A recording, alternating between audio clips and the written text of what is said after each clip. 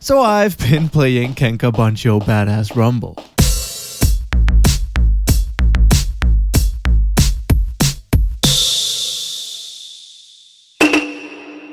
Bancho.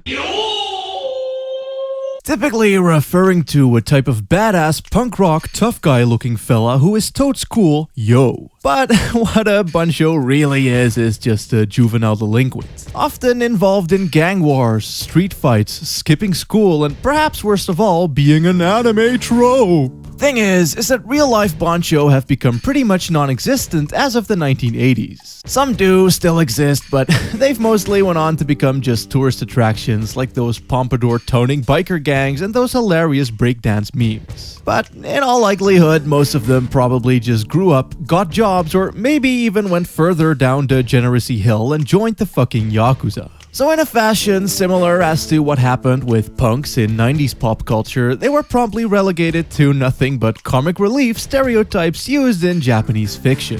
However, with buttons proudly unbuttoned, hands steadfast down pockets, and pompadours held up high, the Bancho will live on in the hearts of weeaboos across the world.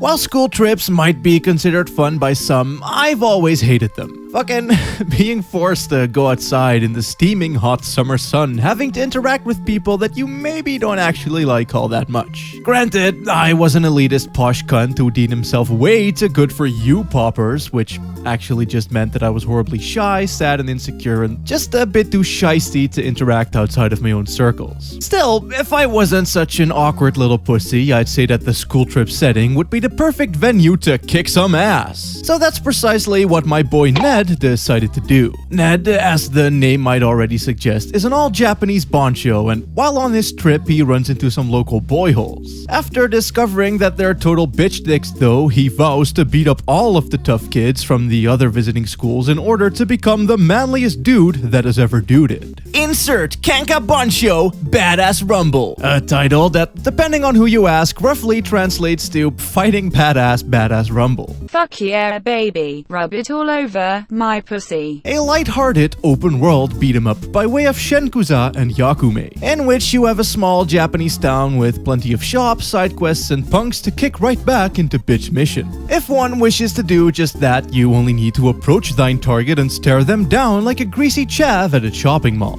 You do this by holding down the R1 button, and once your eyes lock, you whip up a quick yo mama joke by selecting a few phrases and then mash square and triangle for a bit until dead.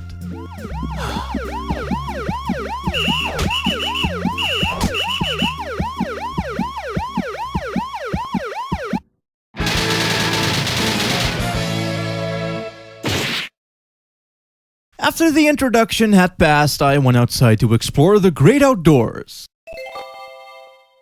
Immediately noting the PSP tier D-pad camera and that I wasn't allowed to do shit just yet. After a bit of perusing though, I encountered some punks whom I then violently massacred. And afterwards I did so again, and again, and again. Then I went shopping until I wanted to beat up just a few more dudes, however, upon glaring they stood up, bowed, and neatly sat back down.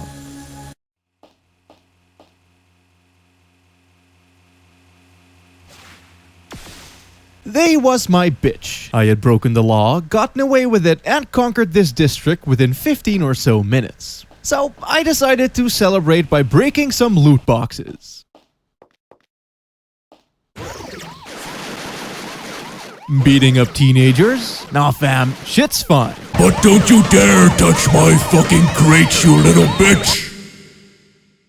Naturally, I got arrested and the cops confiscated my clothes. Great game! As stated before, the combat itself works just like any other beat-em-up. You have your generic 4-hit combos, knockbacks, grabs, and ground pounds, just like how mom used to make them. Where Brokeback Bancho differentiates itself though is in how it allows you to customize these through letting you change each exact move in the generic button mashy combo chain. You really get a lot of these as the game goes on, including anything from drop kicks and karate chops to whatever the fuck this is.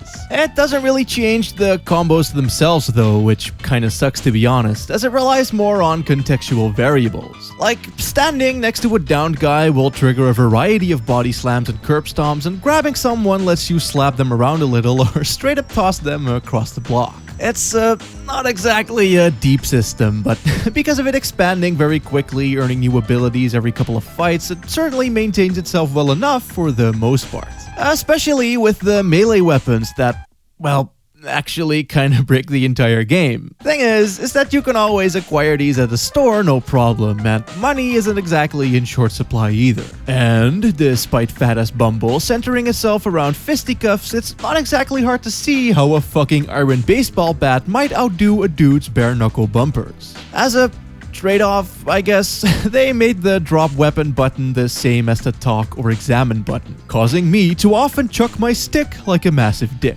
Not that that really does anything other than making you look stupid, but by way of Devil May Cry Onetta, using said weapons also brings down your Bancho rating as shown by this ghosty looking sad thing in top left screen. Can't say that it really does much either, besides affecting your pride, but I'm more than smug enough to simply not give a shit.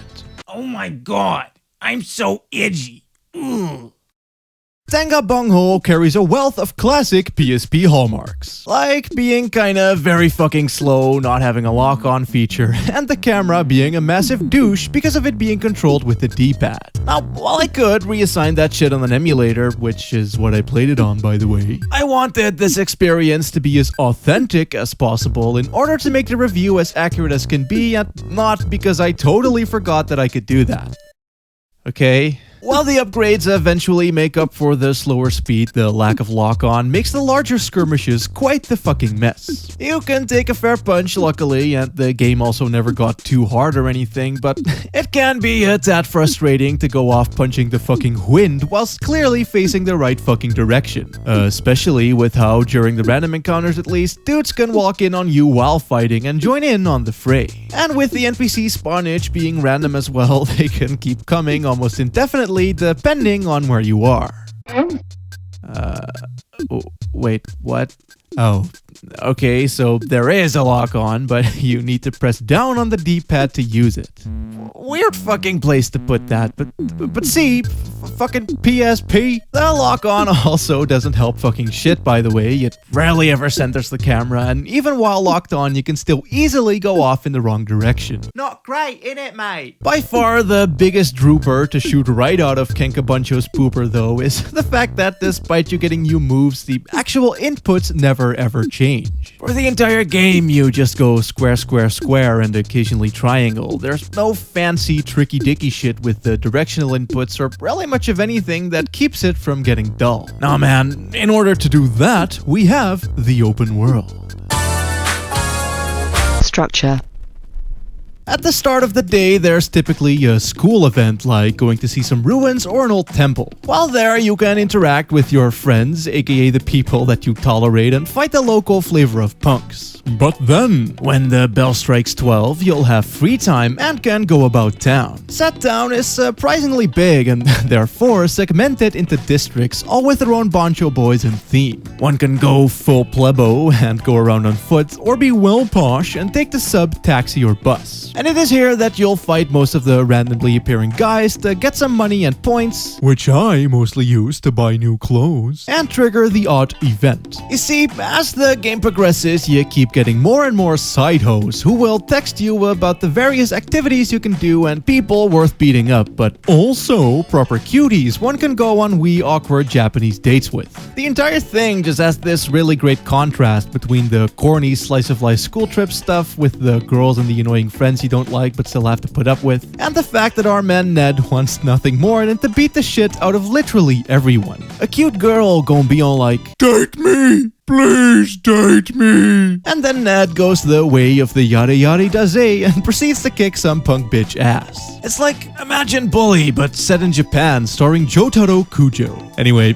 once it's 7 o'clock, the curfew happens and you'll be told to go back to your room, where you'll be able to equip your new combos earned during the day, put on a fresh fit, and then do the same again tomorrow. It's a short game. Ned stays in Kyoto for only 7 days, and each day takes around 30 to 45 minutes-ish, but it has tons of replay value. I mean, besides a fucking shit ton of day and location specific fights and story moments and the fact that you need to beat up all of the Bancho leaders, the girls you can girl with all present their own fully fledged story arcs complete with custom endings. And with how all of these things are spread out throughout the town and time being of the essence, you kinda need to play through it multiple times to really see, do, beat up, and fuck everyone and everything.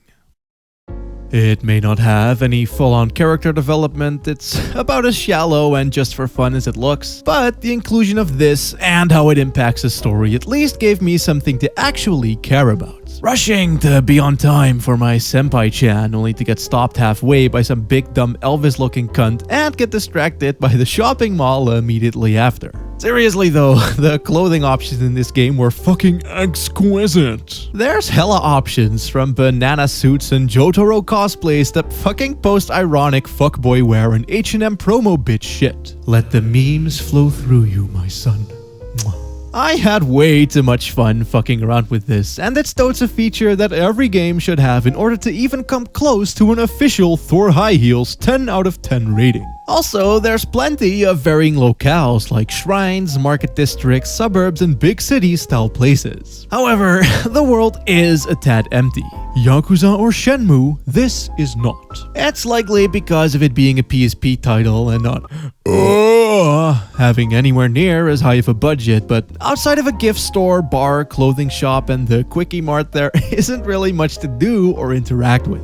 Considering how short the game is though and how the story funnels you around the place, it's not too bad, but I did try going on my own a few times and got bored quite quickly due to the rather repetitive fights. Though that isn't to say that I didn't have a fuckload of fun regardless. Brimming with charm, I guess you could say. During most, if not all cutscenes, I was just sat there grinning like an Aphex Twin album cover. And the girl hunting was a cute enough side story to tie the game's lighthearted retardedness together pretty well. If you went on a massive Yakuza binge after Zero came out and want to play something kinda similar, then this is a pretty good fucking bet, I'd say. Again, nowhere near as large or deep or intelligent, but in a sense its wacky zany spirit and overt Japaneseness is very much the same.